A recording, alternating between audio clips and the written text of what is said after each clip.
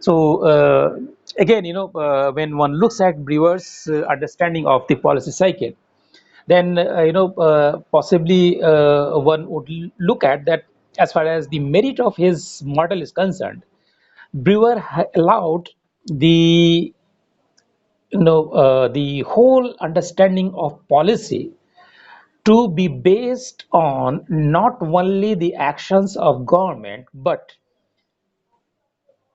it has also to factor in the larger environment in which the government operates and in which the policies they occur and they continue, and finally they are given a particular shape by the government or by the responsible actors, right?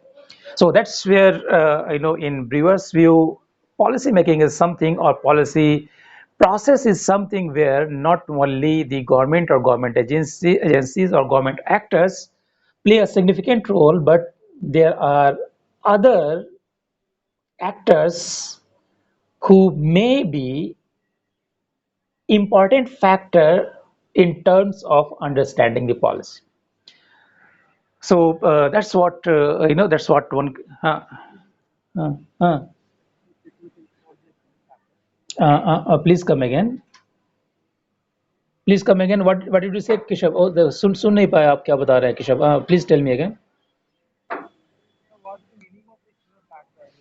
External actors, I'm saying external actors. Say, for instance, I told you that at the when the government is deciding on a course of action, then not only the bureaucrats or people in the decision making capacity in the government, they only would not be involved in the whole process, right?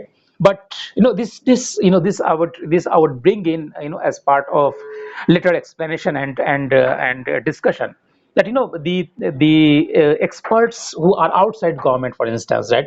Think tanks, for instance, right? For instance, right? The NGOs, for instance, self help group, for instance, right? All these actors who are not purely part of government or who are not working within the government, right? They also play an important role. This is what we mean when we say that the people who are working outside the government, meaning that the overall larger environment in which the government is operating, right? The overall larger environment in which policy is being given shape to, or policies are being implemented or evaluated, right? So that's what we mean when we say that other actors than government, they play an important role in overall policy process. Okay, clear, eh? Okay, right. So that's how. But still, as I was trying to tell you, that still, if one looks at Brewer's cyclical model of policy process, one still gets an impression that these are again a kind of stages which go in a linear direction, meaning that this process is a kind of linear process, right?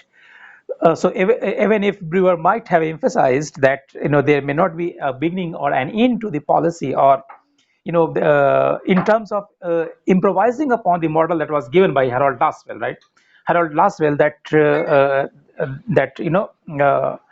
agencies or actors outside government may be playing a part in terms of understanding or in terms of giving shape to the policy process. But his cyclical model still to many appears to be linear, in a sense that one after this stage would follow, and that's what may not be the case. And this is what we are going to look at in the next part of our discussion, and that's what Howlett and Ramesh, right? Michael Howlett and M. Ramesh, right? Michael Michael Michael Howlett, Michael Howlett. M. Ramesh, Ramesh, Ramesh. Okay. So this is what they have tried to highlight, that how even if one is looking at the whole policy process in terms of a cycle wherein one stage after another may be conceived in terms of understanding the framework of analysis, or in terms of referring to the framework of analysis, but it may happen that some of these stages may appear before the stage which is projected to be a later stage in the whole cycle, right? So this is what this